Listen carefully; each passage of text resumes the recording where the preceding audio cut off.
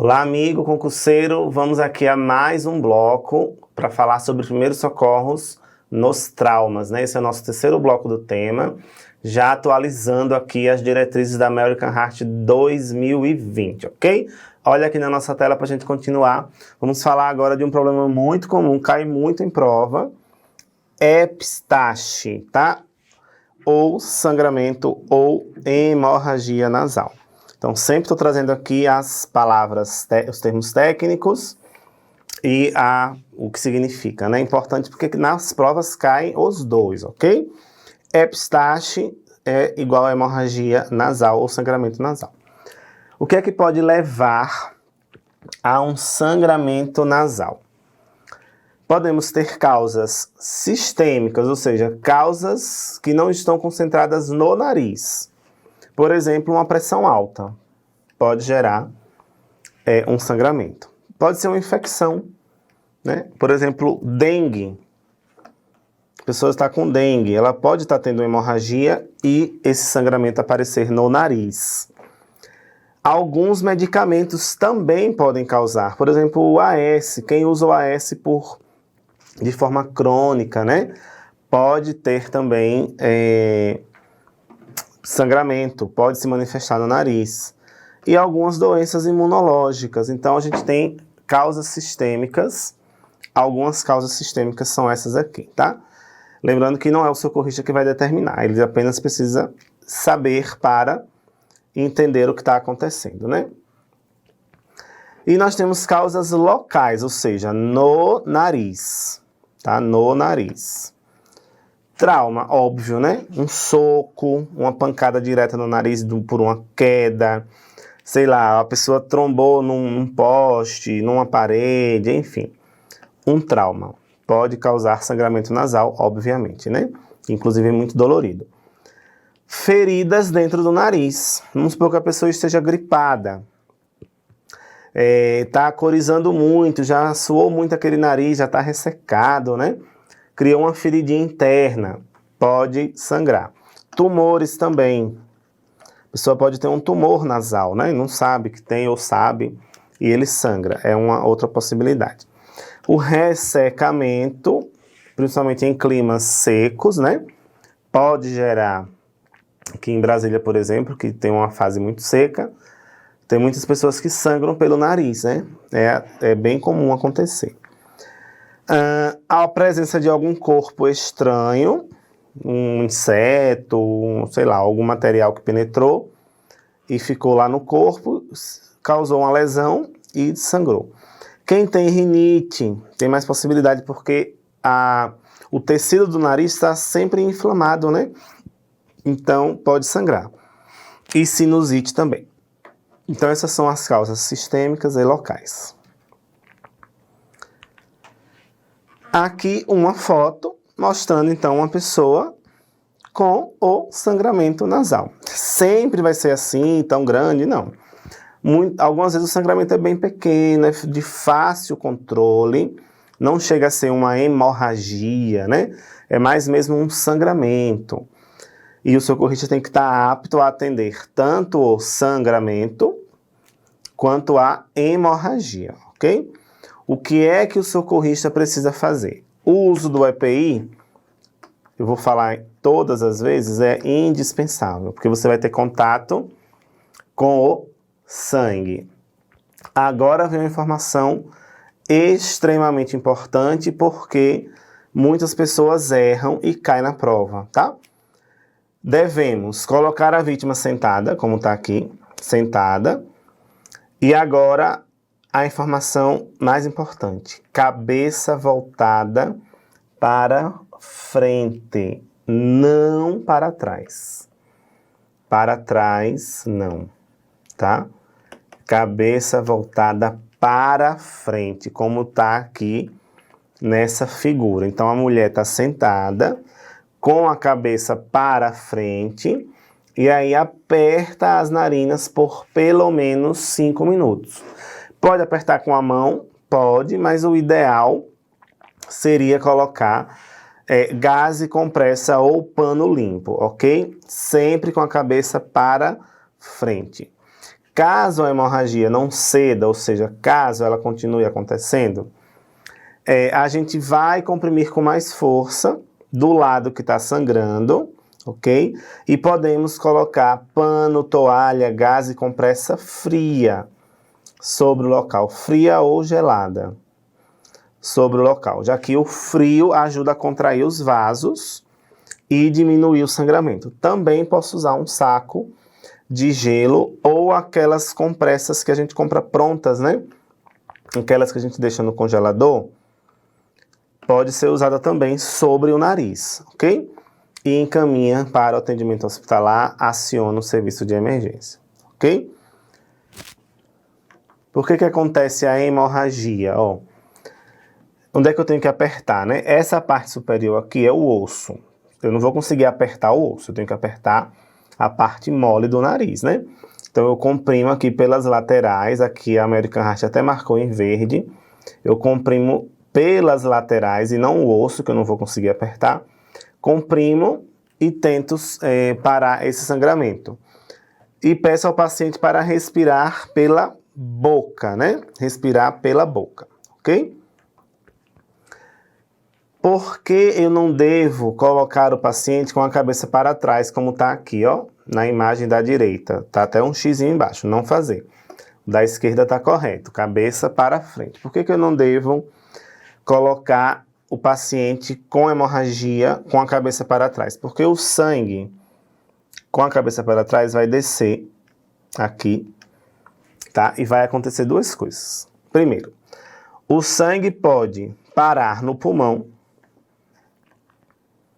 Pode parar no pulmão. A gente chama isso de broncoaspiração. E a pessoa vai ter dificuldade para respirar, né? É como se fosse uma asfixia. Então, já você está piorando a situação. Ou esse sangue no fundo da garganta, a gente chama de orofaringe. Quando atinge a orofaringe, o gosto do sangue é ruim e pode provocar vômito. Pode provocar vômito. Então, você está também piorando o problema. Cabeça para frente para o sangue sair, né? E ir para o meio externo, ok? Então, nunca esqueça isso, que sempre cai em prova. A própria pessoa, ao se ajudar, né? Ela pode usar pedaços de algodão, de gaze. Algodão não é tão bom porque ele solta fiapo, mas se tiver só isso, vai. Algodão, gaze, compressa e fazer um tampão, que a gente chama, né? Pode fazer um tampão. Fazer um rolinho, colocar dentro da narina que está sangrando e apertar. Isso também ajuda bastante, ok? E não remover, porque na hora que eu removo, o coágulo sai junto e eu posso piorar o sangramento. Então, deixo lá e levo para o atendimento, né? E essa última foto aqui mostra o uso do saco de gelo, né? Então, a pessoa está aqui usando um saco de gelo, embora ela esteja com a cabeça para trás, não é o correto, só para mostrar aqui a forma de comprimir com o saco de gelo, ok? Então, essas são as opções para o socorrista super simples, né?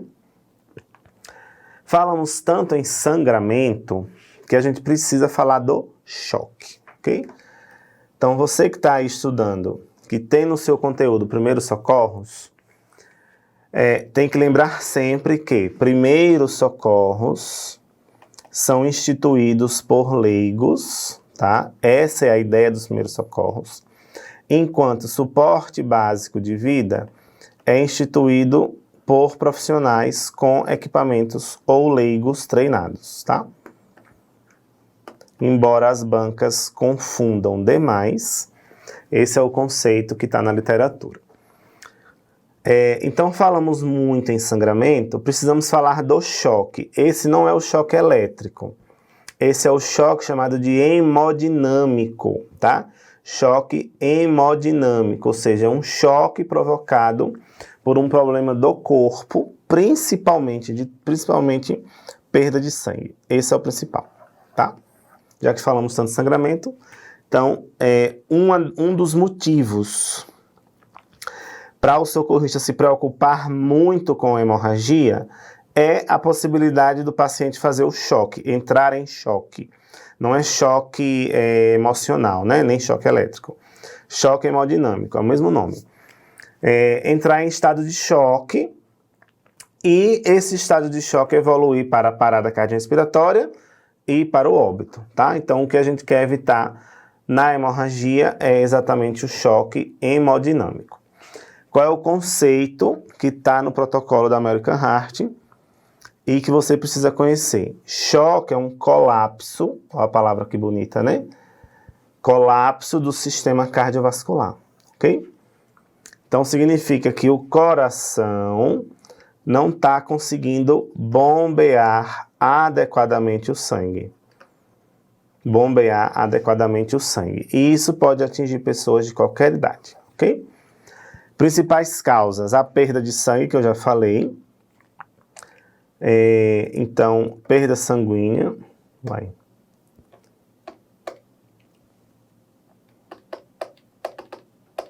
Não vai, foi. Perda sanguínea. Também é possível entrar em estado de choque por algum problema cardíaco, por exemplo, infarto, né? IAM, infarto agudo do miocárdio. Pode acontecer também. Pode ser por trauma, um trauma no tórax, um acidente de carro, teve uma pancada muito forte no tórax, pode gerar choque também. E a alergia grave, a anafilaxia, né? Pode gerar o choque também. Então, são muitas causas, tá? Já conversamos aqui na nossa plataforma, já temos as aulas que falam do infarto, da anafilaxia, estamos falando dos traumas em geral, e já falamos da perda sanguínea também, então tudo isso aqui está coberto. Você já entende como atender a pessoa em primeiros socorros, né? O que é que a vítima sente quando está em estado de choque hemodinâmico? Você já identificou as causas, você tentou evitar o choque, não conseguiu. O que é que a pessoa vai sentir? Primeiro, sensação de fraqueza. Ela vai dizer isso para você. Estou me sentindo fraco. Fraqueza intensa. Estou me sentindo fraco. Essa é uma das manifestações mais importantes. Outra manifestação, sonolenta. Então, a pessoa se diz que está sonolenta, você percebe que ela está sonolenta, né? Inclusive, nos filmes, nas novelas, a gente vê muitas pessoas dizendo, não durma, você não pode dormir. Isso é um mito, né? Não existe isso. A sonolência é uma manifestação do choque. Impedir da pessoa dormir não vai melhorar em nada, ok? E dormir não vai agravar também, porque não é o sono que vai agravar, e sim o problema que está causando aquilo ali. A pele pode ficar muito pálida, ou seja, descorada, né? Pode vir essa palavra também. Descorada. Ou cianótica, ó. Cianótica, azulada ou arroxeada. São palavras que podem vir na prova, ok? Ao tocar na pele, né? Ao colocar a mão sobre a pele, ela vai estar bem fria e ainda bem sudoreica. Ou diaforética. Outra palavra que pode aparecer. Sudoreica ou diaforética, ok? O paciente pode ficar, ao invés de sonolento, pode ficar agitado. Geralmente a sonolência vem depois da agitação, ok? Na fase inicial ele vai ficar mais agitado, depois ele fica mais sonolento. E ele também pode referir sede excessiva, principalmente quando ele teve hemorragia, interna ou externa, ok? Então essas são manifestações importantes. O socorrista precisa identificá-las, ele já viu as causas possíveis, identificou essas manifestações, ele já vai saber que está diante ali de um choque hemodinâmico e ele vai ter as ações dele para reduzir o problema, né? Então, quais são as ações do socorrista? Ao se deparar com uma vítima com sangramento ou suspeita de ataque cardíaco ou reação alérgica, a gente falou anafilaxia, né? Associados aos sintomas típicos, deve iniciar, então, os primeiros socorros. Primeira ação do socorrista: chamar o serviço de emergência. É a primeira ação, ok? Identificou a causa, ou suspeita, né, da causa. Identificou as manifestações, já chama o serviço de emergência, ok? Nós temos aqui vários números. Depois, mantenha a vítima deitada, ok? Deixa ela deitada, repouso, né? Pode vir essa palavra também, em repouso, para ela não se movimentar. Como ela está fria, geralmente ela está fria, cobri-la para reduzir a hipotermia. Então, pode usar uma manta daquela mais grossa, lençóis, enfim, alguma coisa que ajude a reduzir a hipotermia, tá? Evitar correntes de ar no local, se for possível, porque as correntes de ar vão aumentar a sensação de frieza, ok? Se a pessoa entrar em parada cardiorrespiratória, iniciar a RCP, e nós já temos a aula na nossa plataforma que fala sobre a RCP, ok?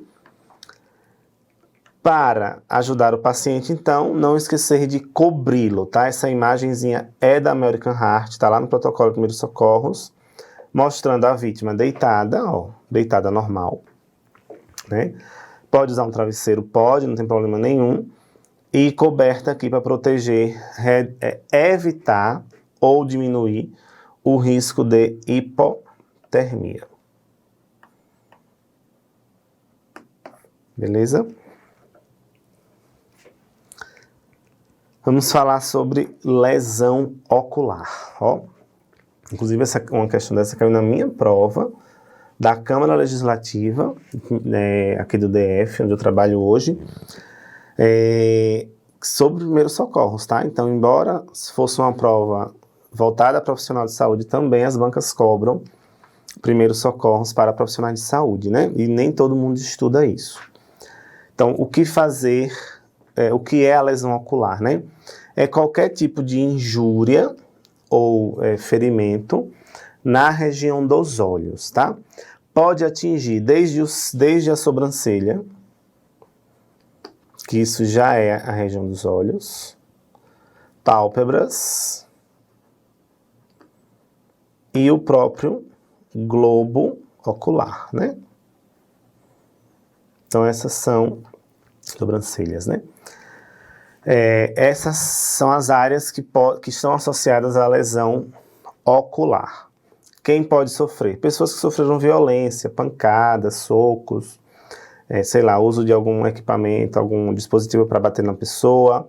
Outros tipos de trauma, por exemplo, num acidente automobilístico, numa queda. E também acidentes com produtos químicos, né? Quando cai alguma coisa nos olhos, ok? Então, essas são possibilidades. Por exemplo, pode penetrar uma farpa, um caco de vidro, pode penetrar um objeto maior, um pedaço de madeira, enfim, tem várias possibilidades que podem causar lesão ocular. O que é que a vítima vai sentir? Dor, óbvio, porque qualquer área dessas é dolorosa. Pode ter sangramento e hemorragia. Vai ter, claro, dificuldade para enxergar, né?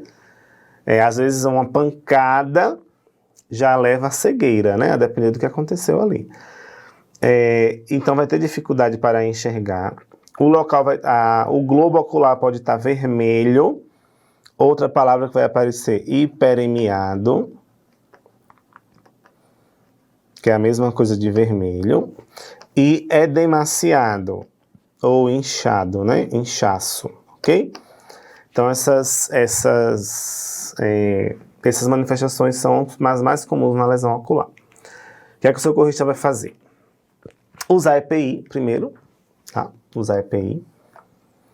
Se a causa da lesão forem objetos muito pequenos ou partículas, por exemplo, como areia, caiu areia nos olhos, é uma lesão ocular, né? O socorrista deve providenciar a limpeza com água corrente ou soro. Olha a importância da água nos primeiros socorros, né? Limpar de forma abundante, não é para esfregar, com água corrente ou soro, né? Aquele sorinho que a gente tem em casa para fazer um aerosol, para limpar a lente de contato, enfim. o que for que você tiver disponível, ou a própria água corrente mesmo. Se o que caiu nos olhos foi algum produto químico, isso aqui tem que ter bastante atenção, produto químico, leia o rótulo primeiro, ok? Do produto, tá? Lá vai dizer exatamente o que fazer. Em geral, produtos químicos líquidos podem ser lavados com água ou soro. Podem ser lavados. Em geral, produtos químicos em pó não devem ser lavados, porque a maioria deles, quando a gente coloca água, ele é ativado. Então, por exemplo, algum tipo de ácido em pó caiu nos olhos e você jogou água para lavar. Aquele ácido vai ser ativado e piorar o problema, né? Então tem que ler o rótulo do produto. Se o rótulo indicar lavar, lave. Senão você vai, às vezes, só limpar, né? Pegar uma gaze ou algum pano e limpar os olhos, ok? Se for um objeto que penetra o olho, ou uma palavrinha que nós falamos lá no início, fica empalado. Se for um objeto que fica empalado, o socorrista jamais deve tentar remover, ok? O objeto deve ser mantido no local. O que é que o socorrista faz, então, para ajudar essa vítima com lesão ocular, que ficou um objeto, um caco de vidro, uma farpa de madeira, qualquer tipo de objeto que ficou preso no olho? Ao invés de retirar, você vai tentar cobrir o olho, se for possível, com algum escudo rígido, tá? Foi exatamente isso que caiu na minha prova. Com algum escudo rígido e envolve esse escudo rígido com uma atadura ou uma tira de pano. Um exemplo, um fundo de uma garrafa PET. Então você corta o fundo da garrafa, coloca sobre o olho, né, e envolve esse escudo com a atadura para deixar preso no local, tendo cuidado para não apertar o objeto, para ele não empurrar mais, né? Que você pode piorar a lesão, ok? Então, o fundo de uma garrafa, aquelas bolachinhas que você coloca a bebida em cima, um protetor, né? Suporte de copo, uma lente de um óculos também pode ser usada. Então, qualquer escudo rígido que você encontrar. E, claro, acionar o serviço de emergência, né? Aqui uma figura da American Heart que está mostrando a limpeza dos olhos quando caem partículas, né, em água corrente. É dessa forma mesmo. Vamos supor que o olho atingido foi o de baixo. Essa é a forma de limpar, né? De cima para baixo, ok? Se a vítima atingiu só o olho superior aqui, ele está limpando errado, porque na hora que ele passa água corrente, o produto do olho de cima vai cair no olho de baixo, então está errado. Então, eu sempre tenho que deixar o olho atingido para baixo, tá? Para eu não machucar também, não lesionar, né? O olho que não foi afetado pelo problema, ok? Então, bastante cuidado, pode cair na prova também isso aí, tá? Vamos falar de queimaduras, né? As queimaduras são lesões, em geral, que a gente associa logo ao calor, né? Mas ela pode ser causada por produtos químicos, por exemplo, ácidos, podem causar queimaduras. Agentes térmicos, o frio pode causar queimadura. O calor pode causar queimadura, é óbvio, né? Uma panela quente, o próprio fogo, né? Um líquido quente, todos esses podem causar. E o frio intenso também. O atrito, por exemplo, numa queda. Você caiu e bateu o joelho no chão ou o cotovelo. Causa uma queimadura. A gente chama de abrasão, né? E a eletricidade, ó. Então, o choque elétrico, né? Nós falamos agora há pouco do choque hemodinâmico. E aqui a gente fala do choque elétrico, tá? Então, todas essas são causas de queimaduras, tá? Em geral, nós representamos, classificamos as queimaduras em 3 graus, primeiro, segundo e terceiro grau, tá? E é bem fácil entender isso aqui. O primeiro grau é o mais superficial de todos e o terceiro grau é o mais profundo, tá? O primeiro grau é aquele que a pele está só vermelha, ok? A pele está vermelha, a pessoa sente dor, né? Aquela queimadura típica de praia, na maioria das vezes é primeiro grau. Não importa se foi o corpo inteiro ou se foi só um pedaço do corpo. Mas, se for só vermelhidão ou hiperemia, que eu já falei essa palavra, né? Se for só vermelhidão ou hiperemia e dor local, a gente entende como primeiro grau, né? Queimadura superficial. No segundo grau, nós temos já uma característica importante, sempre cai em prova, que é a formação de bolhas, ok? Então, no primeiro grau eu tenho dor e hiperemia, no segundo eu tenho dor, hiperemia e bolhas. Falou em bolhas, segundo grau, ok? Lembre que tem dor ainda, né? Na queimadura de terceiro grau, nós já temos um grau mais profundo, então ele atinge os tecidos abaixo da pele, tá? Aqui nós temos no primeiro grau só a epiderme atingida, que é a camada mais superficial. Depois nós temos a derme e aqui os tecidos subcutâneos, tá? Subcutâneos, no terceiro grau. Em geral, ela não é dolorida, porque a queimadura de terceiro grau atinge os nervos e eles são, então, afetados e não causam dor, tá? Aqui um diagramazinho mostrando isso, ó. Primeiro grau, vermelhidão ou hiperemia e dor, né? Segundo grau, vermelhidão, dor e bolhas, ok? Bolhas. Terceiro grau, os tecidos mais profundos, ok? Então, essas são as classificações. Exemplos aqui, ó. Fotos, né? Em vez de diagrama. Essa do lado esquerdo superior é uma queimadura de primeiro grau. Tá? Queimadura de primeiro grau. Vejam, uma queimadura aí de praia, né? Não tem bolha, não tem nenhuma ferida aberta. Tá bem vermelho, deve estar dolorido pra caramba. É primeiro grau. Aqui na foto do lado direito, nós já temos umas bolhas, ó.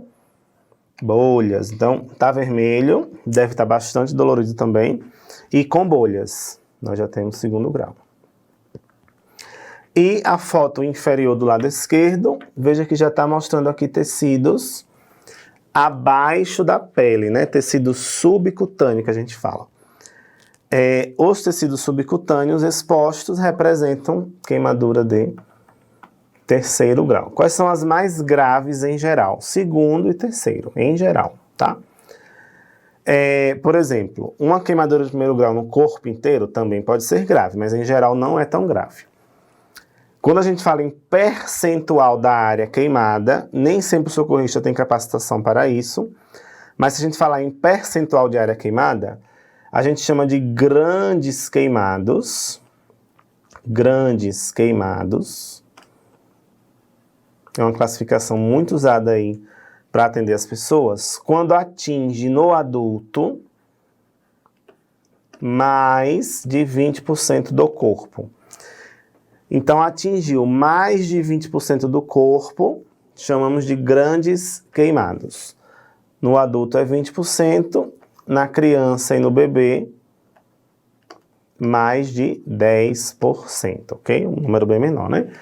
Então, atingiu mais de 20% no adulto, mais de 10% na criança, chamamos de grandes queimados. Só reforçando que, em geral, queimadura de segundo e terceiro grau são mais graves, tem mais tendência à perda de líquidos, ao choque, e tem mais tendência também à infecção. A de primeiro grau não tem, porque é fechada, né? Então, esses são motivos para maior gravidade, ok? Nós vamos dar um intervalinho aqui nesse bloco de novo, mas voltamos no bloco seguinte falando ainda das queimaduras. Até já!